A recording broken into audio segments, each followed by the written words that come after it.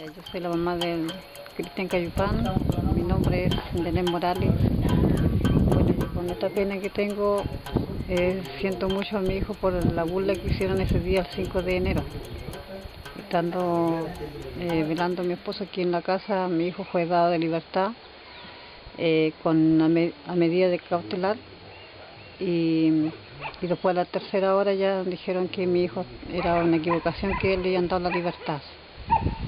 Y después salen de nuevamente que mi hijo está frugado de la justicia. Y eso nunca sucedió, fue una burla para nuestra familia. Y por eso yo estoy muy adolorida y con harta pena en mi corazón, y además no estoy bien de salud con todo lo que me está pasando. Y ese día cuando soltaron a su hijo y lo vinieron a buscar de nuevo, ¿cómo fue ese violento?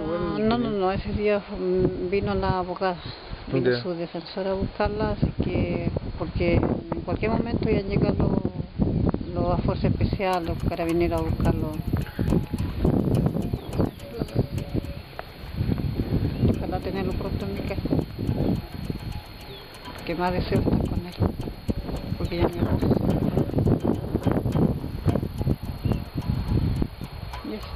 Bueno.